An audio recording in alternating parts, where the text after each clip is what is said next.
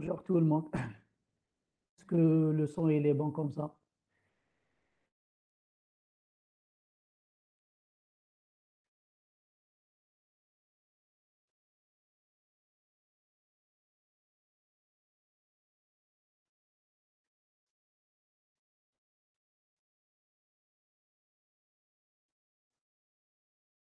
Est-ce que vous m'entendez, s'il vous plaît?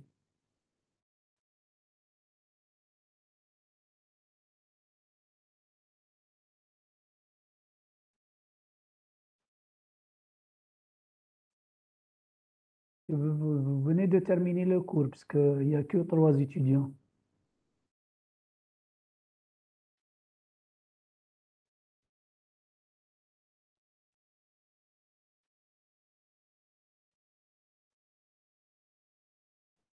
On va attendre quelques minutes et on va commencer notre TDA.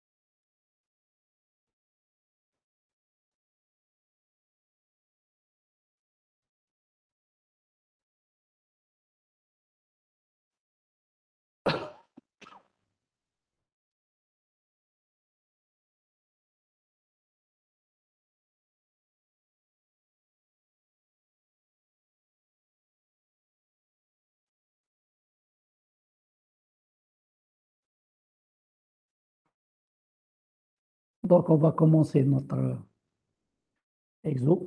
Donc, la série numéro 3 concernant l'organisation des données à l'exécution. Et donc, pour l'organisation des données à l'exécution, vous avez étudié deux langages, le langage Fortran et le langage Algol. Pour le langage Fortran, c'est un langage à organisation statique. Et quand on dit une organisation statique, ça veut dire quoi? Que tous les objets manipulés par le langage sont des objets statiques. Et quand on dit un objet statique, c'est quoi? Sa taille est connue au niveau de la compilation. Sa taille, ça peut être la taille exacte ou la maximale, elle est connue au niveau de la compilation. D'accord? Maintenant, pour une organisation dynamique, elle possède des objets statiques et des objets dynamiques. Pour les objets dynamiques, la taille de l'objet dynamique, elle n'est pas connue au niveau de la compilation. Elle sera connue au niveau de l'exécution. Pourquoi? C'est le cas des tableaux. Les tableaux dans lesquels vous avez des bornes du tableau qui sont des bornes des variables. Et les variables, ça change d'une exécution à une autre. Et donc, pour chaque exécution, vous aurez une taille pour le tableau. Et donc, les objets dynamiques, on ne connaît pas ces tailles au niveau de la compilation. D'accord? Et donc, la taille elle sera connue au niveau de l'exécution. OK. Donc, on va traiter, puisque la fois passée, on a traité un cas de l'organisation. Dans le cas, la fois passée, on a étudié l'exo 1 concernant l'organisation statique et le cas le Fortran. Aujourd'hui, on va prendre un langage Algol. Donc, on a pris une portion du programme. Elle est formée d'un programme principal qui est formé d'un begin and, le premier begin, et il y a le deuxième begin de deux blocs. Parce qu'on peut avoir l'Algol des blocs imbriqués. D'accord? Un bloc à l'intérieur d'un autre bloc. D'accord? Donc, le premier begin, le bloc 1 et le bloc 2, il appartient au programme principal. Maintenant, à l'intérieur, on a une procédure, une déclaration du procédure X, dans lequel vous avez le begin de la procédure, c'est begin du bloc 3. D'accord? Donc là, on vous demande de donner le contenu de la pile des données aux instructions L1, L2, L3. On va voir à chaque étiquette, on va voir quel est le contenu de la pile en fonction de l'étiquette. D'accord? Donc ça veut dire là, on va voir quel est le contenu de la pile au niveau de L1. D'accord? Maintenant, pour arriver à L1, l'étiquette L1, c'est avant le begin du bloc 2. D'accord? On doit passer par l'entête du programme principal, par la suite le begin du bloc 1, d'accord? Et par ces déclarations. On a la déclaration de grand A et grand E qui sont des réels, et un tableau B1 qui est un tableau dynamique, puisque vous voyez qu'il est en fonction de la variable A. Donc, c'est un tableau intégral qui est dynamique. Et vous avez une variable simple qui est un objet statique qui est le K, qui est un réel. D'accord? Donc, maintenant, quand on va trouver l'entête de la procédure, vous avez vu le cours qu'on va faire quoi? On va stocker dans la zone de données statique du programme principal, l'adresse de la zone de données du programme principal, l'adresse de la zone de données accessible par le programme. Donc, il peut accéder à ces données propres. Il peut accéder donc les données du programme principal. Donc, on va avoir quoi? Donc, on va avoir au départ le display TANA, le display. Ça, c'est le display. Voilà le display TANA. Le display, il va contenir les adresses accessibles par le programme. Donc, on est dans le programme principal. Il peut accéder que à ces données. Donc, à l'intérieur du display, on va mettre l'adresse de la zone de données du programme principal. Est-ce que c'est bon jusqu'à maintenant?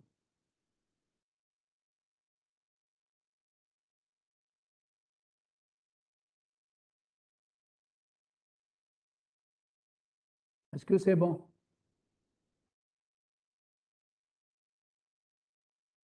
Donc, au niveau de l'entête du programme principal, on va créer que le display. Maintenant, est-ce que vous m'entendez, s'il vous plaît? Est-ce que vous m'entendez? OK.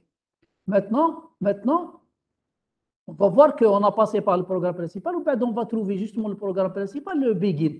Quand on va trouver un begin, on va créer quoi? On va créer une tête de pile du bloc numéro. Quel est le bloc du numéro? Le bloc 1. Et la tête de pile du bloc au départ, il va pointer où? Il va pointer vers le sommet de la pile. Le sommet de la pile, dans notre cas au départ, c'est le dernier élément de la zone de données statique, puisque la zone de données statique, elle est calculée au niveau de la compilation. Donc, au départ, le tête de pile du bloc 1, il pointe vers, avant allocation, il pointe vers le dernier élément de la zone de données statique. Vous voyez? D'accord? Et par la suite, on va passer mon tête de pile, on va trouver begin. Mon le begin, on va trouver la déclaration de la variable A, la variable E, le tableau B1 et la variable A. On va les installer au niveau de la zone de données statique. Donc, A, c'est une variable simple, statique, donc elle est mise directement dans la zone de données statique. Le E, il est mis dans la zone de données statique puisque c'est un objet statique. D'accord? Maintenant, le B1, c'est un tableau dynamique. Le B1, on va mettre à l'intérieur. Vous avez vu, le cours qu'on va mettre son vecteur de renseignement de B1 dans la zone de données statique. Et ces éléments de B1, ils sont installés dans la zone de données dynamique. Vous voyez qu'on a alloué par la suite l'espace, puisqu'on connaît par la suite au niveau de l'exécution les bords du tableau B1. Donc, on va allouer de l'espace dans la zone de données dynamique pour B1, dans la zone de données dynamique. Juste après, on va installer la variable K, qui est une variable statique. Maintenant, vous voyez que tête de pile, il est au départ ici, il pointe ici au départ.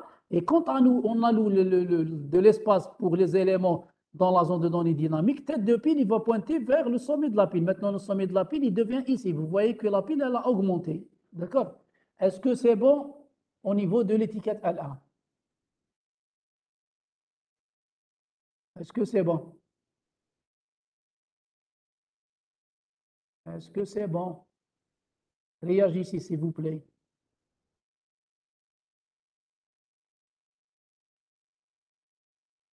S'il vous plaît, est-ce que c'est bon? OK. Maintenant, on va passer à la deuxième étiquette, l'étiquette L2. D'accord? On va voir, elle est où l'étiquette L2? L'étiquette L2, elle est où? Elle est ici. D'accord? Vous voyez, elle est où? Elle est dans le programme principal, mais pas dans le bloc 1. Elle est dans le bloc 2. À l'intérieur du bloc 2, ça veut dire que pour atteindre l'étiquette 2, on passe par le begin du bloc 2. On passe d'abord par le programme principal, on passe par le begin du bloc 1, on passe par ces déclarations, on passe par le begin du bloc 2, on passe par ces déclarations et on atteint le L2. Là, même si la procédure elle est exécutée, vous voyez, on a fermé la procédure. Vous avez vu le cours, quand on exécute un programme ou une procédure, quand on ferme la procédure ou on ferme le programme, on dépile les données TAO. Donc, automatiquement, on ne s'intéresse pas à la procédure là, puisqu'elle est fermée. D'accord? Donc, ça veut dire quoi là? On va passer par le programme principal. La même chose, au niveau de L2, on va voir quoi? Au niveau de L2, je vais voir où elle est où le L2, elle est là. Donc, on a le display. Le display va contenir l'adresse de la zone de données du programme principal. Et par la suite, on passe par le begin du bloc 1. D'accord? On va passer ici, begin du bloc 1. Donc, on va créer tête de pile du bloc 1. Donc, on va créer tête de pile du bloc 1. D'accord? Tête de pile du bloc 1. D'accord? Ça veut dire qu'on a passé par le bloc 1. On a passé par L1. Quand on passe par L1, on aura déjà la pile ce contenu. On va avoir la pile ce contenu. D'accord? Donc, au niveau de L1, on va avoir ce contenu jusqu'à là. D'accord? Jusqu'à là, ça veut dire que tête de pile du bloc 1, tête de pile du bloc 1, elle pointe ici. On est là, le sommet de la pile, il est là, puisqu'on a passé par L1. On a passé, vous voyez, on a passé par L1. On a passé par L1, donc on a chargé déjà le contenu au niveau de L1. On passe maintenant pour L2.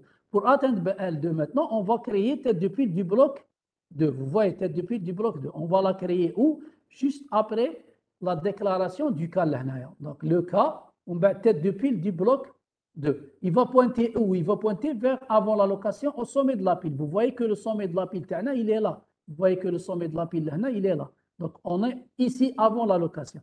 Et par la suite, vous avez quoi à l'intérieur du bloc 2? On a passé par begin du bloc 2, begin du bloc. On passe par la déclaration de B2 qui est un tableau dynamique et la déclaration d'une variable, d'un objet qui est statique, le i. Donc, on va les installer au niveau de la zone de données statique. On va installer quoi? On va installer le vecteur de renseignement de B2, puisque B2, c'est un tableau dynamique. D'accord? Et on va allouer de l'espace pour les éléments de B2 dans la zone de données dynamique. En allouant de l'espace pour la zone de données dynamique, vous voyez que le sommet de la pile, il change. Donc, après allocation, il y a un changement de quoi? Que tête de pile du bloc 2, il va changer. Il n'est plus ici. Il n'est plus ici. Il va changer ici. D'accord? Et par la suite, on va déclarer justement le vecteur de renseignement de B, la variable i qui est une variable statique. Est-ce que c'est bon pour L2? Est-ce que c'est bon pour L2?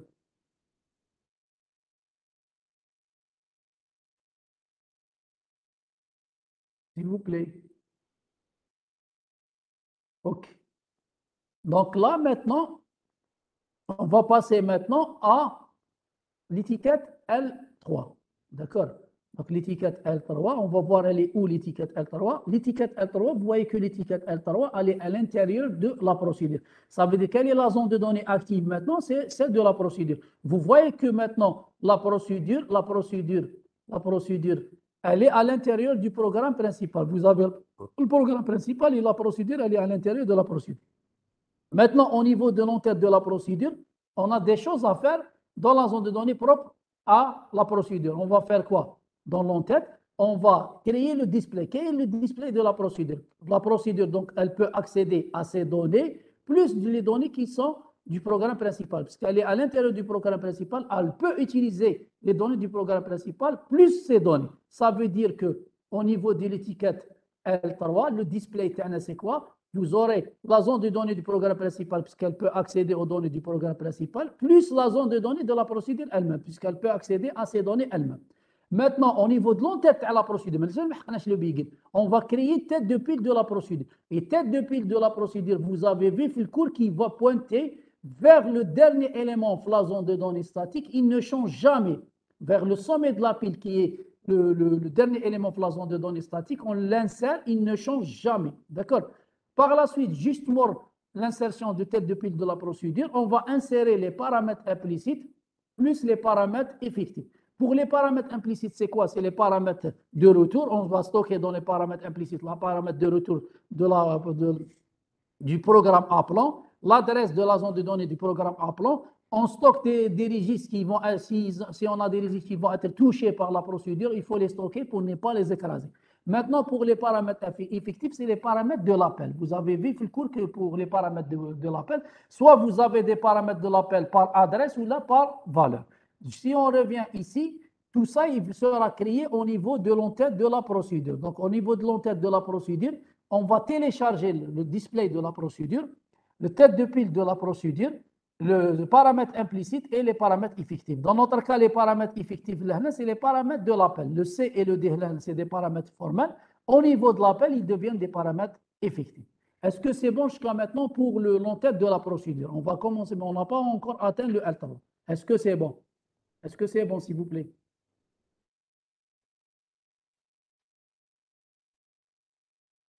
Est-ce que c'est bon?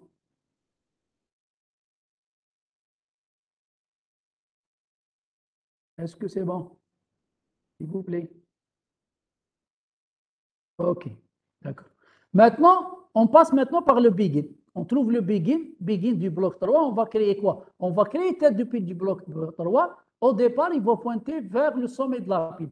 Donc, on crée tête de pile du bloc 3. On n'a pas encore rempli on n'a pas encore rempli ça. D'accord? On est dans tête de pile. Il va pointer vers le sommet de la pile. Le sommet de la pile, au départ, il est là, avant allocation.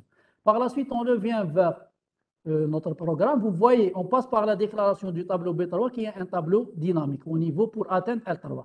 Dès que tableau dynamique, ça veut dire quoi? On va créer au niveau de la zone de données de la procédure le vecteur de renseignement de B3. C'est B3, c'est pas B, vous mettez B3. Et par la suite, on va allouer de l'espace pour les éléments de B3 dans la zone de données dynamique. Et ça veut dire quoi? Que tête de pile du bloc 3, il va changer vers le sommet de la pile qui est devenu ici après allocation. Est-ce que c'est bon pour l'étiquette L3? Est-ce que c'est bon?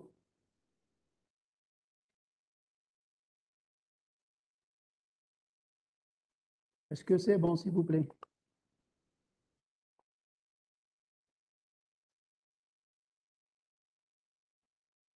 OK, d'accord.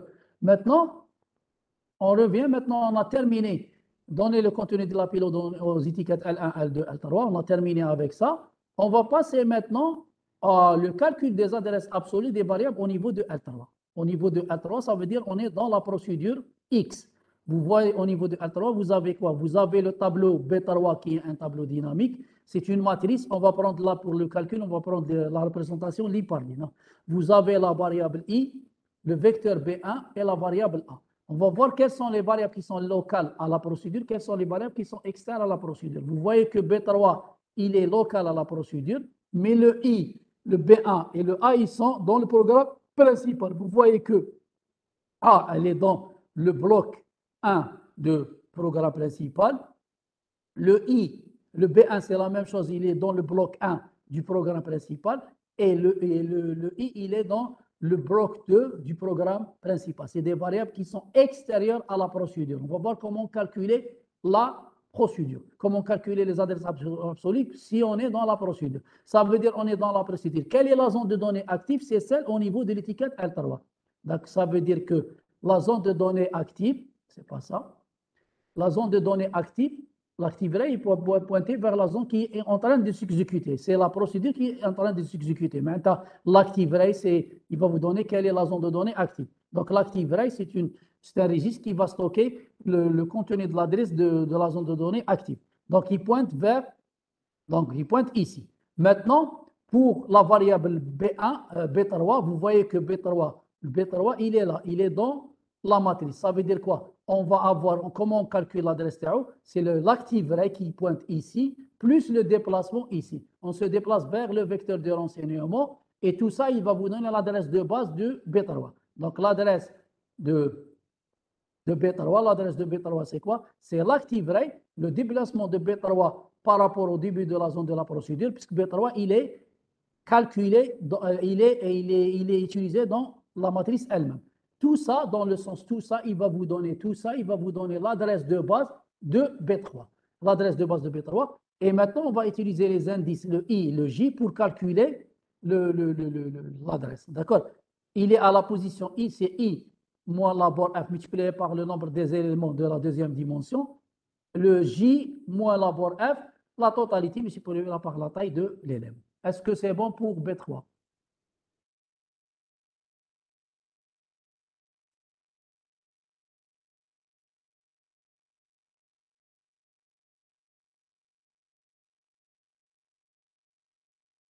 Est-ce que c'est bon pour B3? L'adresse de B3.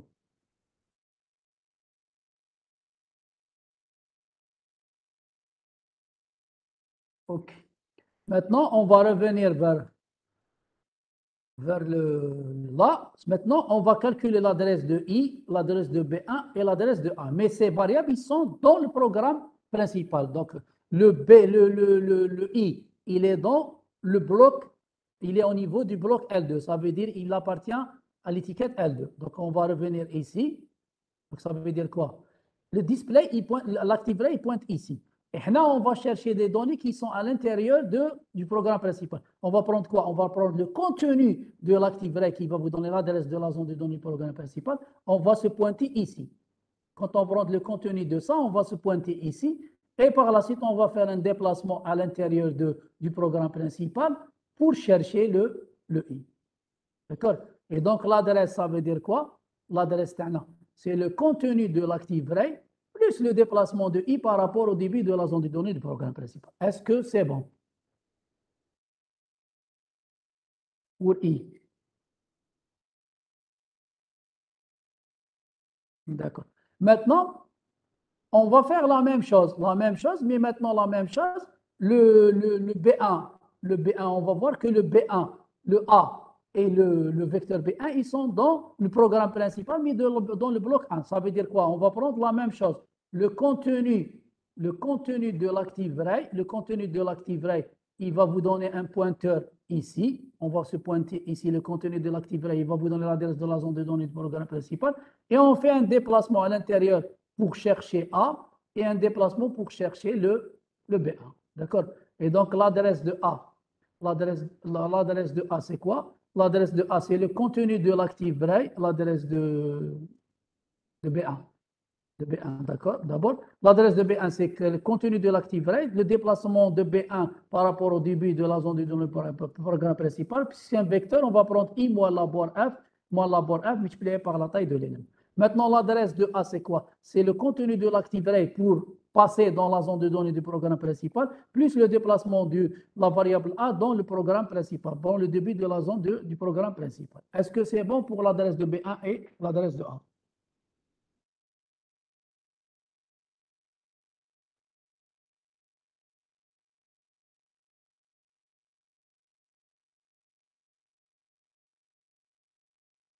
Est-ce que c'est bon pour l'adresse de A et l'adresse de B1?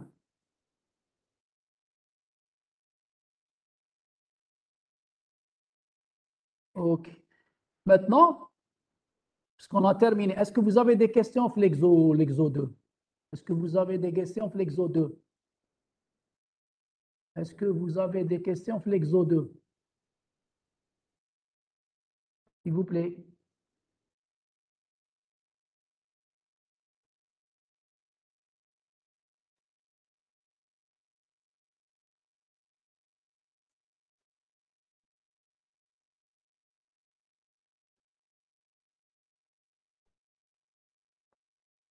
C'est bon. Si vous n'avez pas de questions, on va, on va passer à l'exo 3, mais on va faire on va faire deux étiquettes et on laisse ça pour la prochaine pause, puisqu'on est en avance sur le TD par rapport au cours. Si on va être comme ça, déjà on a le temps, puisqu'on va s'arrêter, l'arrêt de cours, c'est le 2 juin. Le 2 juin, logiquement, on a le temps, puisqu'il nous reste pas il nous reste deux chapitres barques. Et en réalité, si je vais avancer rapidement, je vais dépasser Madame Bocalé, on risque d'être bloqué. D'accord? On va aller doucement pour ne pas être en dépassement avec Madame Bocalé. Donc là, la même chose dans l'exo 3, on vous donne un programme principal, il est formé d'un begin and un seul bloc. Et à l'intérieur du programme principal, vous avez une procédure bêta. Elle-même, elle contient à l'intérieur une procédure gamma. Donc, vous avez une imbrication. Le programme principal, il contient la procédure bêta et la procédure bêta, elle contient la procédure gamma. D'accord? Et vous avez des blocs là. J'ai numéroté les blocs de 1 jusqu'à 6. Donc, le bloc 1, c'est pour le programme principal. Le bloc 2, c'est celui de la procédure bêta. Le bloc 3, c'est celui de la procédure gamma. Donc, 3, le 4 et le 5 et le 6, c'est les blocs, c'est des blocs de la procédure gamma. Parce qu'on peut avoir des blocs imbriqués de même niveau ou des blocs à l'intérieur. D'accord? Donc, on vous demande la même chose ici, dans cet exo, de donner les différents états de la pile aux étiquettes L1 tel L8. D'accord? Du L1 jusqu'à 8. Donc là, on va commencer au départ par l'étiquette L1. On va voir elle est où l'étiquette L1 et on va calculer l'état de l'étiquette L1. L1, elle est où? Elle est dans le bloc 1. Vous voyez que L1, elle est à l'intérieur du bloc 1. Donc celle de la procédure. D'accord? Même si on a passé par la procédure bêta, vous voyez bêta, elle est fermée ici. Donc on a dépilé le contenu de bêta. Donc pour atteindre L1, on va passer par l'entête du programme principal. Begin du bloc 1, on va passer par ces déclarations et on passe directement vers L1. Quand on passe vers le programme principal, on va créer le display du programme principal. S'il est le programme principal, il va accéder seulement à ces données. Donc, dans le display, on va avoir l'adresse de la zone de données du programme principal. Donc, le display au niveau de l'étiquette L1, on vous aurait que l'adresse de la zone de données du programme principal. Par la suite, on passe par le begin hada du bloc 1. Donc, on va créer une tête de pile du bloc 1. Il va pointer vers le sommet de la pile. Le sommet de la pile, c'est le begin, la tête de pile du bloc 1. Il va pointer vers le dernier élément pour la zone de données statique. Puisque la zone de données statique, on la connaît au niveau de. On connaît la taille de la zone de données statique au niveau de la compilation. Donc, il pointe vers le dernier élément pour la zone de données statique. Par la suite, on va passer par les déclarations à l'intérieur du bloc 1. Donc, on a une déclaration de J ou I, qui sont des intégrés, qui sont des variables statiques. Par la suite, vous avez un tableau A, qui est un tableau A dont les bords sont variables. Donc, c'est un tableau dynamique. Donc, ça veut dire quoi? Au niveau de l'état, donc on va stocker le J et le I, c'est des objets statiques. Et le A, c'est une matrice dynamique. Donc, on va stocker où? Au niveau de la zone de données statique, on va stocker le vecteur de l'enseignement de A et on va allouer de l'espace, pour le vecteur, la matrice A dans la zone de données de dynamique. D'accord? Et par la suite, quand on alloue de l'espace pour la zone de données dynamique de grand A, on va changer le pointeur tête de pile du bloc 1. Le sommet de la pile, il était là après allocation. Il devient le dernier élément pour la zone de données dynamique. Est-ce que c'est bon pour le L1, au niveau de L1?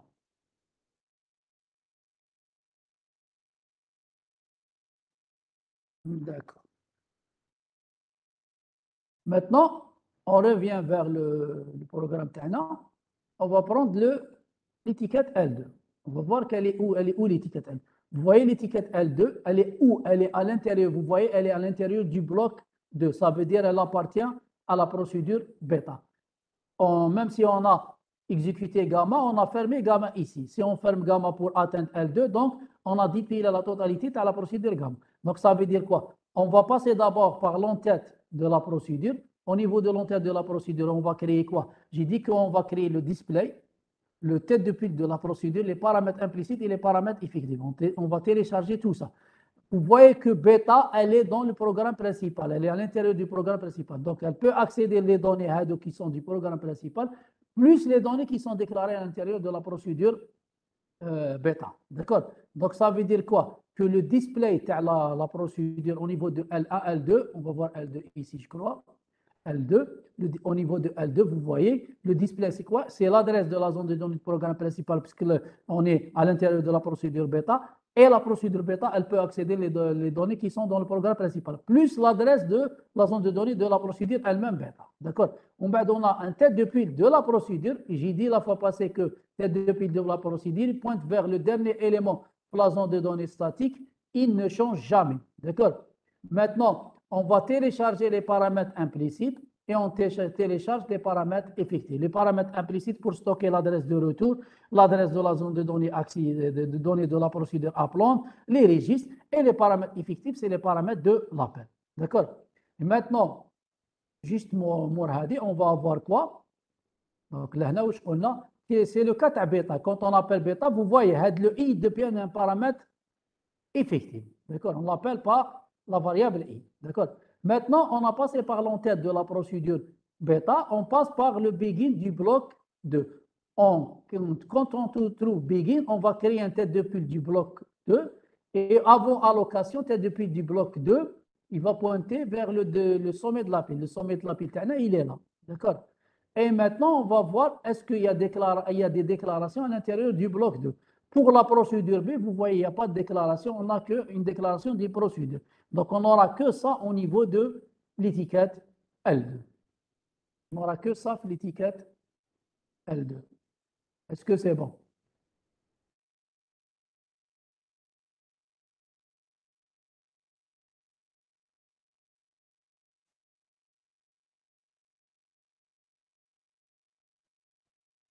Est-ce que c'est bon?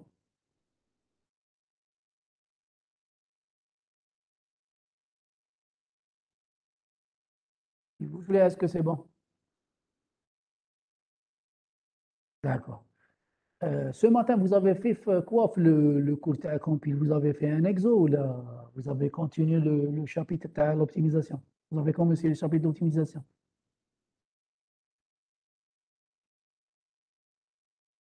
Un exo, ouais.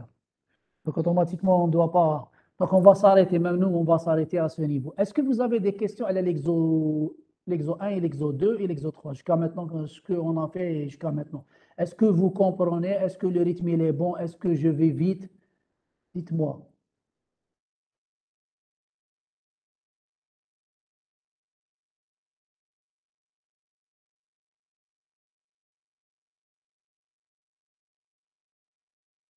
Il faut réviser, justement, il faut réviser. Peut-être on va faire, on essaye de faire la semaine prochaine, on va faire TD, et peut-être la semaine, dit qu'on ne va pas faire le TD en présentiel. On va faire une seule semaine en présentiel. Avec la semaine, parce qu'on aura un chevauchement et le truc. Donc, de préférence, on va faire la semaine prochaine en ligne, on va faire le TD تاعنا. Et la deuxième semaine, la semaine تاع العيد هذيك après la semaine, la fin la semaine تاع العيد, on va pas faire le TD en présentiel avec la semaine. On va faire une seule semaine en présentiel la deuxième semaine. هكذا puisque je suis en avance par rapport à Madame Boukala. Si je dois faire un exo هذا نكمل l'exo هذا, il nous reste un exo simple par la suite. Je dois le faire la semaine prochaine. Elle va rentrer juste en présentiel, elle va vous faire le cours sur l'optimisation. On risque d'être en avance par rapport à elle. J'essaie de, même si on sera en avance, je vais vous ramener d'autres exos concernant des organisations dynamiques comme ça, pour bien comprendre le principe, comment installer les données dans le cadre d'une zone de données statique et le cadre à la zone de données dynamique. Pour bien comprendre la notion des organisations statiques et les organisations dynamiques. Est-ce que c'est bon?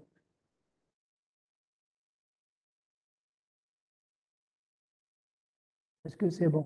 Essayez de voir les exos qu'on a fait, même si vous avez des questions ou là, des choses, vous pouvez m'envoyer un email, vous expliquer même les exos précédents, la série numéro 1 ou la série numéro 2, pour ne pas être en retard. Essayez même vous de revoyer les cours théoriques et d'être à jour pour ne pas être en retard par la suite. Parce que à la fin, on va commencer les EMD. En plus de ça, vous avez les tests de TP ou maintenant les trucs Hadouk pour ne pas être en retard. Il faut être à jour pour ne pas être en retard par la suite au niveau des examens.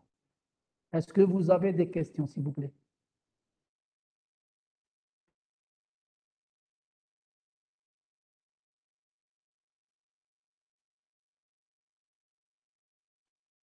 Est-ce que vous avez des questions?